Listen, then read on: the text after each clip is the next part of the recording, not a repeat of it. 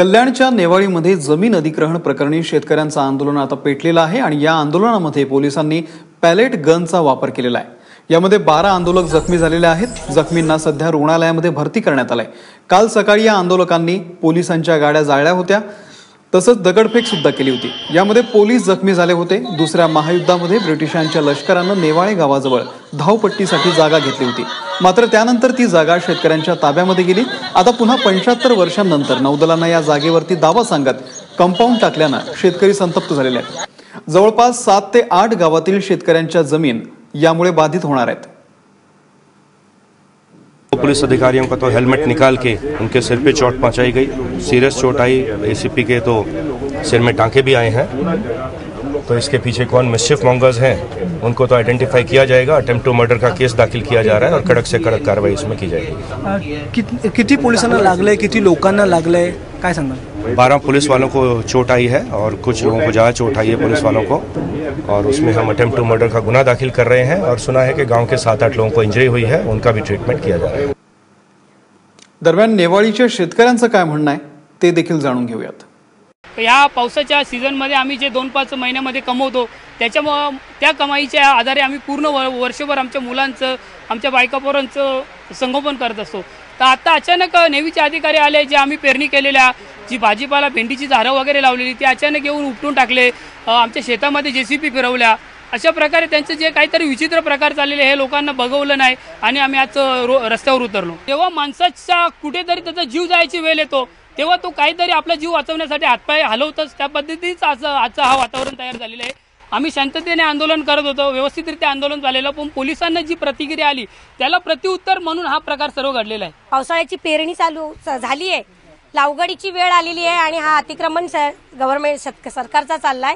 याला काय जिम्मेदार कोण आहे? शेतकरी वाचवा हेही सरकार सांगतो आणि एकीकडे एक प्रकारचा मारहाण करून आम्हाला, आणि असं नाही की आज यांनी मारहाण केली म्हणून आमचं आंदोलन थांबेल। आमचं आंदोलन ठाम राहणार आहे।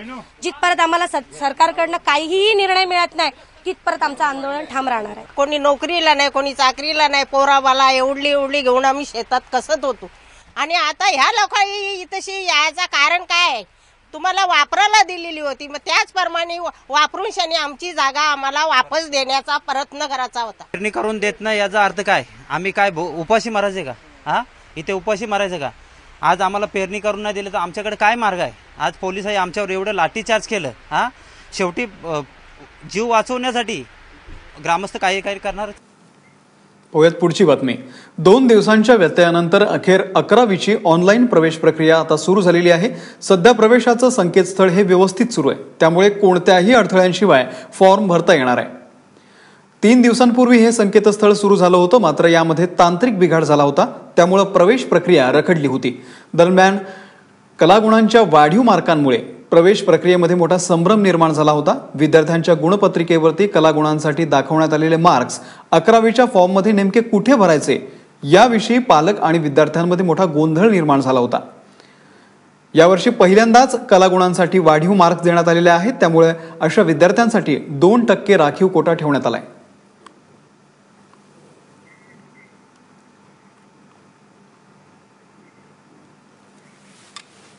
गेले 3 दिवस ट्राय करत होतो, पण वेबसाईट हँग झाल्यामुळे मला माझा फॉर्म अपूर्ण राहिला।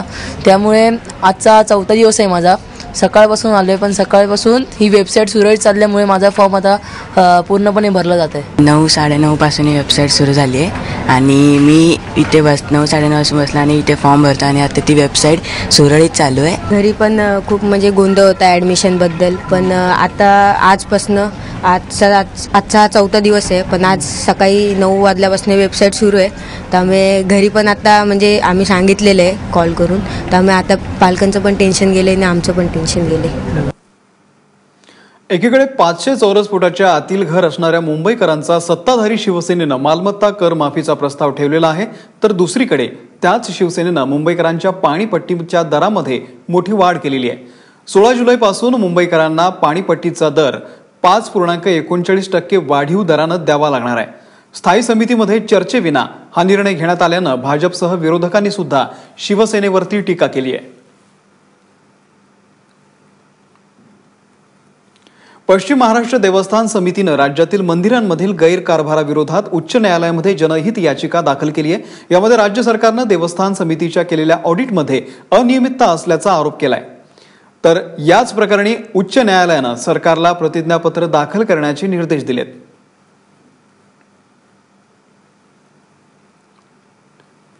राज्यात यापुढे कोणत्याही शांतता क्षेत्रामध्ये लाऊडस्पीकर लावण्यास परवानगी मिळणार नाही। राज्य सरकारने या संदर्भातली माहिती आज मुंबई उच्च न्यायालयामध्ये दिलेली आहे।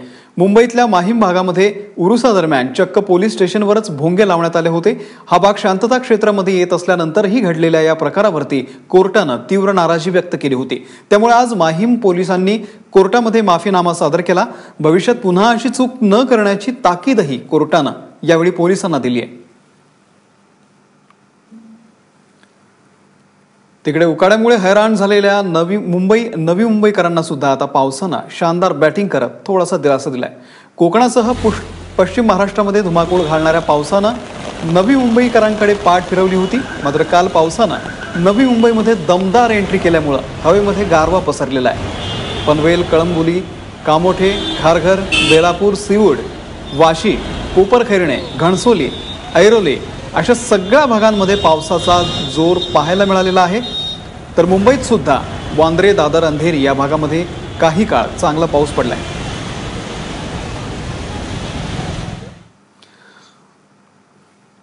दरम्यान आता पाऊस काही भागांमध्ये अद्याप झाल्यानं भाजीपाल्याच्या दरांमध्ये सुद्धा आता उसळी घेतलेली आहे। नवी मुंबईमध्ये सध्या भाजीपाल्याच्या दरामध्ये 10 ते 15% वाढ झालेली आहे। पावसामुळे भाज्यांची आवक घटत असते, मात्र यंदा पाऊसच नसल्यानं भाजीपाल्याची आवक घटल्याचं चित्र दिसतंय।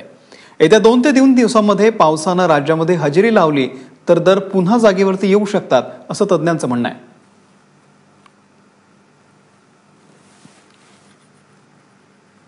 पुणेकरांना 24 तास पाणी पुरवठा करता यावा म्हणून पुणे महानगरपालिकेनं आता शेअर मार्केटकडे धाव घेतलेली आहे। पुणे महानगरपालिकेचे बॉन्ड मुंबई शेअर बाजारामध्ये समाविष्ट करण्यात आलेले आहेत। अशा प्रकारे बॉन्डच्या माध्यमातून निधी उभा करणारी पुणे महानगरपालिका ही देशातली पहिली महानगरपालिका ठरली आहे।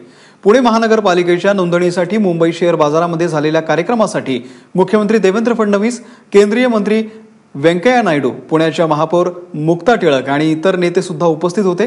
तुर्तास महाराष्ट्र बँक आणि ICICI प्रुडेन्शियल या कंपन्यांनी पुणे महानगरपालिकेचे 200 कोटींचे बॉन्ड हे खरेदी केलेले आहेत।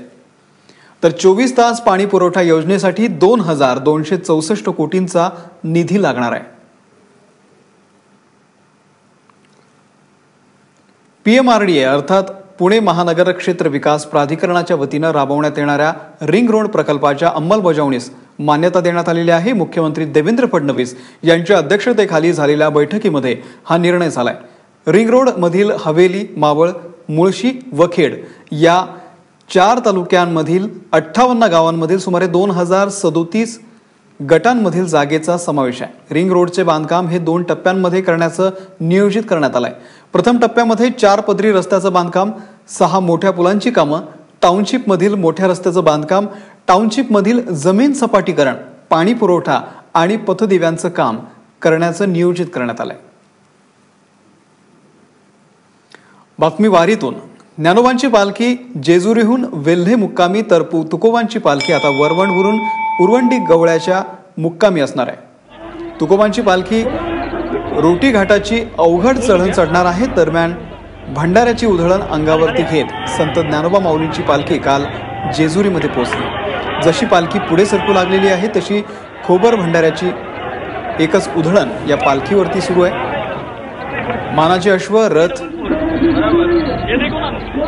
मानकरी सगळे अगदी या सोनेरी भंडाऱ्यामध्ये धावून निघालेले आहेत।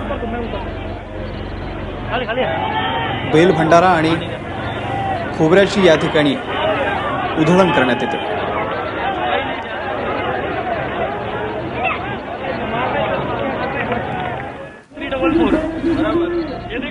एक मिनिट